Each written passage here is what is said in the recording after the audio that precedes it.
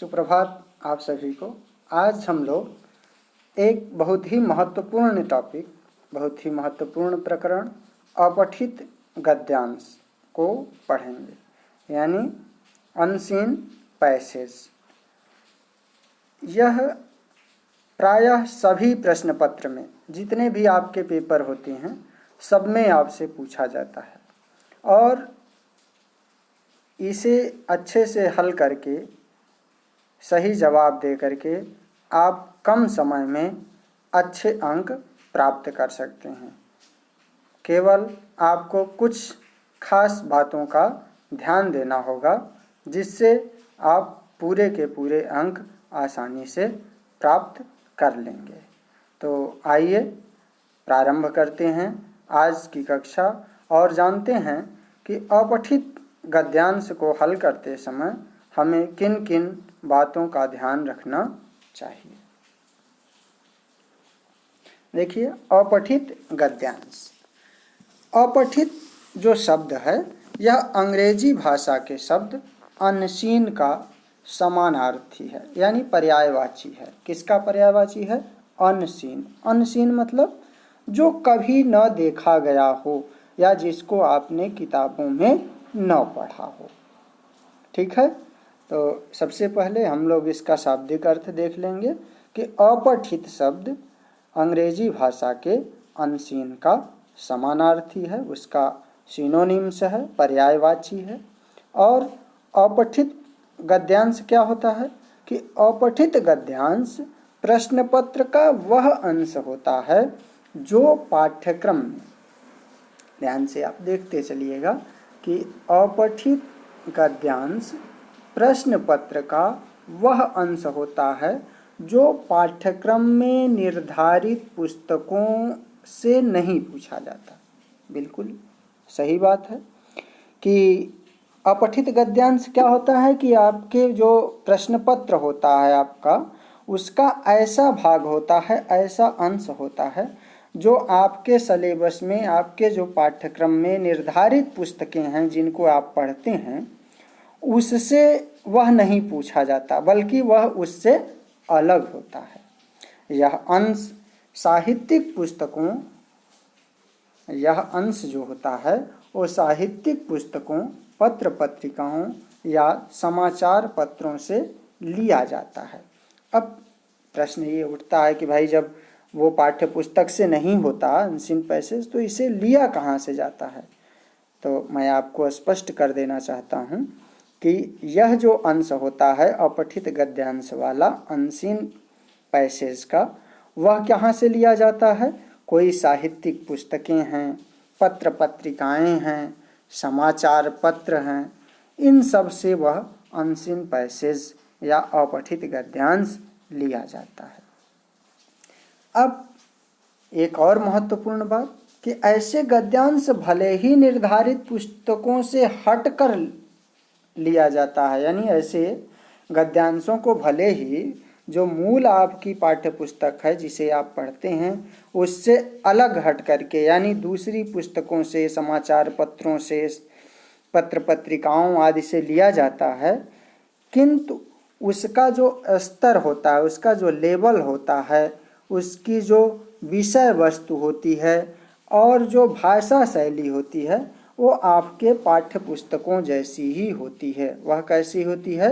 आपके पाठ्य पुस्तक जैसी, यानी जैसी आप पाठ्य पुस्तक पढ़ते हैं उसी के अनुसार उस अपठित गद्यांश की भाषा शैली, उसकी विषय वस्तु और उसका स्तर होता है। यानी जिस स्तर पर आप होते हैं, जिस कक्षा में पढ़ रहे होते हैं, उस कक्षा के अनुरूप ही वह अपठित गद्यांश आपको दिया जाता है हल करने के लिए।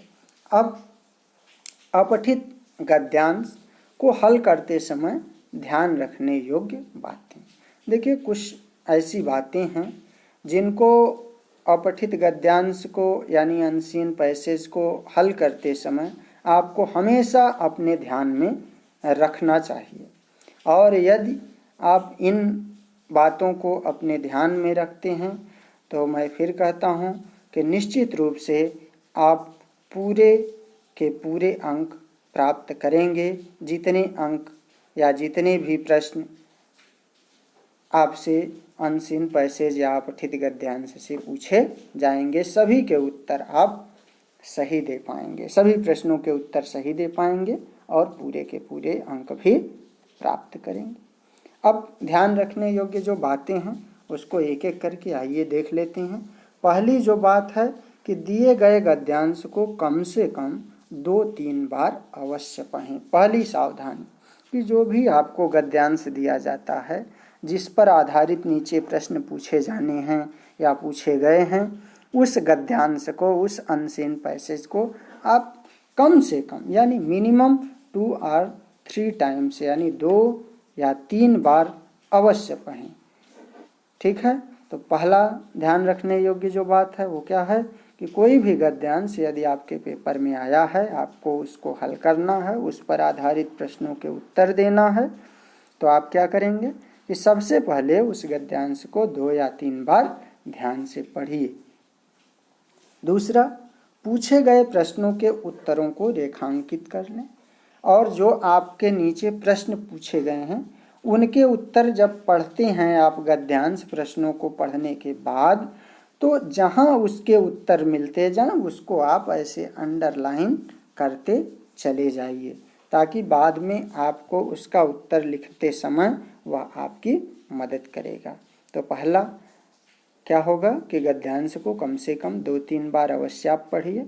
दूसरा, जो पूछे गए प्रश्न हैं अगर उनके उत्तर आपको पैराग्राफ पढ़ते समय मिल रहा है, पैसेज को पढ़ते समय मिल रहा है, तो उसको आप अंडरलाइन कर दें, रेखांकित कर लें ना।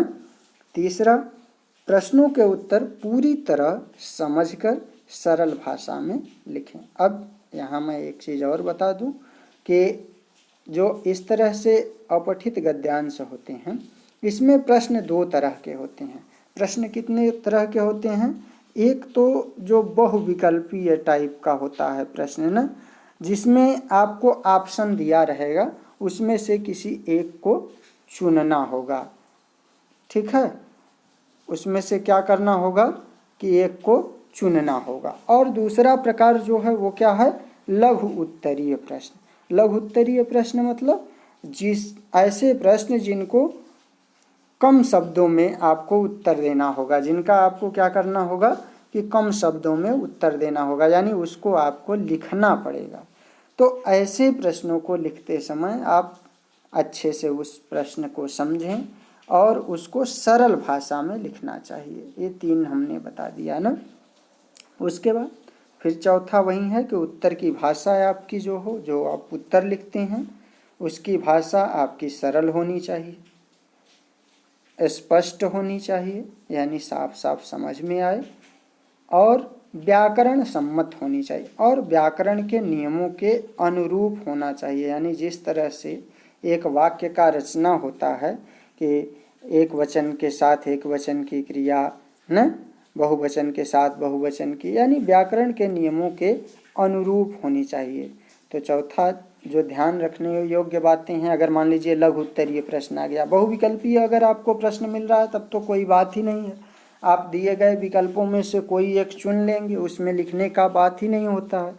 लेकिन जब लिखने के लिए आता है, लघु उत्तरीय टाइप का प्रश्न होता है, उसका उत्तर आपको उसी पैराग्राफ में से देख करके लिखना होता है, तो आप क्या करेंगे कि सरल भाषा का प्रयोग करें, साफ और स्पष्ट लिखें, और आपकी जो लेखनी होनी है, जो आपकी लिखावट होगी वो व्याकरण के अनुरूप होनी चाहिए, व्याकरण सम्मत होनी चाहिए।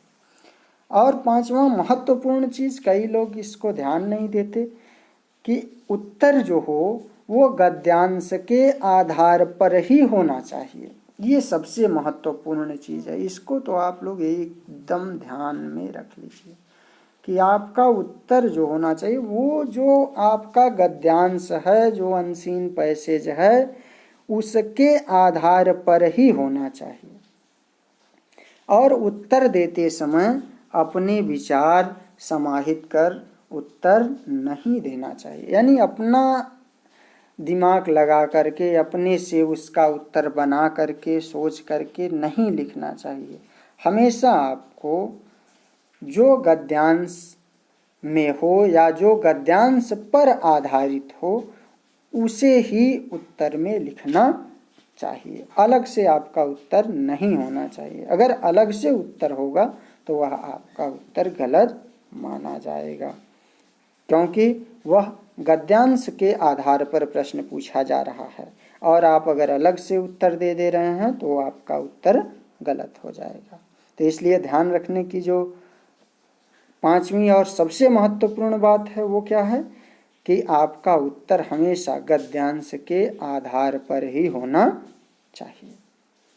अगला, शीर्षक समूचे गद्यांश का प्रतिनिधित्व करता हुआ कम से कम एवं सटीक शब्दों में होना चाहिए। अक्सर हर अपठित गद्यांश के अंत में या प्रारंभ में कहीं भी एक प्रश्न अवश्य आपसे पूछा जाता है कि दिए गए गद्यांश का उचित शीर्षक क्या होगा, यानी इसका पाठ का नाम क्या होगा, अगर शीर्षक इसको हम दें तो क्या होगा। तो शीर्षक लिखते समय या शीर्षक को चुनते समय अगर बहुविकल्पीय प्रश्न है तो आप चुनेंगे, जो दिया गया है उसमें से कोई एक छांट करके लिखेंगे, और यदि बहुविकल्पीय नहीं है, लघुत्तरीय है, तो आप क्या करेंगे, प्रश्नों पूरे गद्यांश के आधार पर प्रश्न का उत्तर लिखेंगे ना। तो लिखते समय या छांटते समय आपको एक चीज़ और ध्यान रखना है कि जो भी गद्यांश का शीर्षक आप देने जा रहे हैं वो पूरे के पूरे समूचे गद्यांश का रिप्रेजेंटेटिव होना चाहिए, प्रतिनिधित्व करना चाहिए उसे ना। और अंतिम महत्वपूर्ण चीज़ कि सभी उत्तर देने के बाद एक बार अवश्य पढ़ लें। जब आप पूरे गद्यांश के उत्तर दे चुके होते हैं, सभी प्रश्नों के उत्तर लिख चुके होते हैं, तो एक बार आप उनको अवश्य पढ़ लें। बिना पढ़े आप उनको सबमिट न करें या बिना पढ़े दोबारा उसको आगे न बढ़ें, एक बार ज़रूर पढ़ लें। इससे क्या होगा कि जो भी कहीं थोड़ी बहुत कमी रह गई होगी दोबारा पढ़ने से वह आपको दिख जाएगी और उसमें आप सुधार भी कर सकते हैं। तो उम्मीद है कि ये 7 चीज़ें आप समझ गए होंगे कि हमको क्या करना है। उसके बाद आगे हम लोग उदाहरण लेते हैं और इस पर कुछ प्रश्न भी हल करेंगे। पहले उदाहरण देखिए, और मैंने आपको कहा कि सबसे पहले जो भी आपका गद्यांश हो उसको 2-3 बार आपको अवश्य ध्यान से पढ़ना चाहिए। तो मैं पढ़ रहा हूँ कि संसार में सबसे मूल्यवान वस्तु समय है, क्योंकि दुनिया की अधिकांश वस्तुओं को घटाया बढ़ाया जा सकता है, पर समय का एक क्षण भी बढ़ा पाना व्यक्ति के वश में नहीं है। समय के बीत जाने पर व्यक्ति के पास पछतावे के अलावा कुछ नहीं होता। विद्यार्थी के लिए तो समय का और भी अधिक महत्व है। विद्यार्थी जीवन का उद्देश्य है शिक्षा प्राप्त करना। समय के उपयोग से ही शिक्षा प्राप्त की जा सकती है। जो विद्यार्थी अपना बहुमूल्य समय खेलकूद, मौज मस्ती तथा आलस्य में खो देते हैं, वे जीवन भर पछताते रहते हैं, क्योंकि वे अच्छी शिक्षा प्राप्त करने से वंचित रह जाते हैं और जीवन में उन्नति नहीं कर पाते। मनुष्य का कर्तव्य है कि जो क्षण बीत गए हैं उनकी चिंता करने के बजाय अब जो हमारे सामने है उसका सदुपयोग करें। जो अब हमारे सामने है उसका क्या करें, सदुपयोग करें। तो ये इस तरह से, ये मान लीजिए गद्यांश है, इसको आप कम से कम 2 या 3 बार ध्यान से पढ़ेंगे। आपके सामने कोई भी गद्यांश हो तो उसको आपको क्या करना है, 2 या 3 बार पढ़ना है। फिर उस गद्यांश पर आधारित कुछ प्रश्न होते हैं, जैसे देखिए, समय को सबसे अमूल्य वस्तु यानी सबसे मूल्यवान वस्तु क्यों कहा गया है। अब इस तरह से मान लीजिए कि बहुविकल्पीय प्रश्नों का मैंने उदाहरण दिया है कि यदि आपके पास बहुविकल्पीय प्रश्न है और उसमें ऑप्शन आपको दिया गया हो कि इसका एक क्षण भी घटाया बढ़ाया नहीं जा सकता, दूसरा ऑप्शन दिया हो समय व्यक्ति के वश में है, समय तीसरा हो समय ही व्यक्ति के जीवन को बदल सकता है, चौथा हो मनुष्य समय की गति को नहीं रोक सकता। तो अब इस चारों विकल्पों को सबसे पहले आप ध्यान से पढ़ेंगे और उसके बाद जो आपका गद्यांश है उसके आधार पर आप देखेंगे कि सबसे मूल्यवान क्यों है, क्योंकि उसको घटाया बढ़ाया क्या कर सकते हैं, नहीं सकते हैं, घटा बढ़ा नहीं सकते हैं। तो आपका सही उत्तर क्या हो जाएगा कि इसका एक क्षण भी घटाया बढ़ाया नहीं जा सकता। समय व्यक्ति के वश में है, क्या समय व्यक्ति के वश में नहीं है, तो इसका मतलब यह उत्तर आपका नहीं हो सकता। समय ही व्यक्ति के जीवन को बदलता है, ये भी गद्यांश के आधार पर सही नहीं है क्योंकि गद्यांश में ऐसा नहीं लिखा है। फिर मनुष्य उस समय की गति को नहीं रोक सकता, ये बात सही है, लेकिन यह इस बात को सिद्ध नहीं करता कि समय सबसे अमूल्य वस्तु है। तो सबसे अमूल्य वस्तु क्यों कहा गया है, उसका सही उत्तर क्या हो जाएगा आपका कि इसका एक क्षण भी घटाया बढ़ाया नहीं जा सकता। इसी तरह से अगले प्रश्न की ओर हम लोग बढ़ते हैं और देखते हैं कि विद्यार्थी जीवन का उद्देश्य है। विद्यार्थी जीवन का क्या उद्देश्य है कि जीवन को सुखी बनाना। भाई जीवन को तो सब लोग सुखी बनाना चाहते हैं, केवल विद्यार्थी ही नहीं। गुरुओं का आदेश मानना यह एक कर्तव्य है, लेकिन यह उद्देश्य नहीं है कि विद्यार्थी जीवन का यही उद्देश्य है कि गुरु का आदेश माने, उसका यह एक कर्तव्य है। तीसरा विकल्प मान लीजिए दिया है कि व्यक्ति के जीवन में समय का महत्व समझना। समय के महत्व को समझना जरूरी है, लेकिन वहीं उसका उद्देश्य नहीं होना चाहिए। बल्कि गद्यांश के आधार पर मैं फिर आपको बता रहा हूँ, फिर समझा रहा हूँ कि आपका जो भी उत्तर होगा वह दिए गए गद्यांश के आधार पर होगा। और आप देख सकते हैं आपके गद्यांश में यह दिया हुआ है न कि विद्यार्थी जीवन का मूल उद्देश्य क्या है, शिक्षा प्राप्त करना। विद्यार्थी जीवन का उद्देश्य है शिक्षा प्राप्त करना। तो आपका उत्तर जो भी होगा वो कहाँ से होगा, गद्यांश के आधार पर होगा। इसलिए इसका सही उत्तर क्या हो जाएगा, शिक्षा प्राप्त करना। तीसरा प्रश्न देखते हैं कि वे विद्यार्थी जीवन भर पछताते रहते हैं। ऐसे विद्यार्थी जीवन भर पछताते रहते हैं कैसे, जो आलसी होते हैं, जो अपना कीमती समय मौज मस्ती और आलस्य में खो देते हैं, जो ज्ञान प्राप्त नहीं करते, जो विद्यार्थी माता पिता और गुरुओं की आज्ञा का पालन नहीं करते। अब फिर वही चीज़ ध्यान रखना है कि आपके पैसेज में क्या कह रहा है, आपके पैसेज में क्या दिया है। तो आप फिर अपने पैसेज को ध्यान से देखेंगे। पैसेज को देखेंगे क्या है कि वे विद्यार्थी पछताते हैं। कौन विद्यार्थी पछताते हैं कि जो अपना समय, जो विद्यार्थी अपना बहुमूल्य समय खेल कूद मौज मस्ती आलस्य में खो देते हैं, वे लोग जीवन भर पछताते रहते हैं। तो आपका उत्तर क्या हो जाएगा कि जो अपना कीमती समय मौज मस्ती और आलस्य में खो देते हैं वो जीवन भर पछताते हैं। ये तीसरे का उत्तर हो जाएगा। इसी तरह से आपको उत्तर देना है। और घ का अगर प्रश्न चौथा देखिए क्या है कि समय के संबंध में व्यक्ति का क्या कर्तव्य बताया गया है। समय के संबंध में व्यक्ति का कर्तव्य क्या है कि परिश्रम करे, मन लगाकर पढ़ाई करे, बीते समय के बारे में पश्चाताप न करके वर्तमान समय का सदुपयोग करें, असफल होने पर निराश न हो, पुनः प्रयास करें।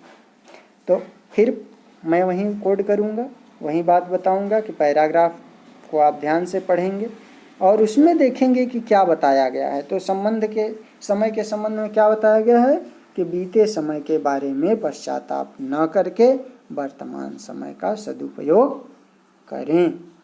इस तरह से ये चौथे प्रश्न का सही उत्तर हो जाएगा। और अंतिम प्रश्न कि उपर्युक्त गद्यांश का उपयुक्त शीर्षक होगा, कि जो ऊपर दिया गया गद्यांश है उसका उचित, उपयुक्त मतलब उचित और उपर्युक्त मतलब ऊपर दिया गया, तो ऊपर दिए गए गद्यांश का उपयुक्त यानी उचित शीर्षक क्या होगा। 4 विकल्प आपके सामने हैं कि समय का सदुपयोग, समय और मनुष्य, विद्यार्थी, समय। अब उपयुक्त क्या होगा, क्योंकि पूरे पैराग्राफ में, पूरे गद्यांश में आप किसकी चर्चा हो रही है, समय के सदुपयोग की, तो सही उत्तर भी आपका क्या हो जाएगा, समय का सदुपयोग।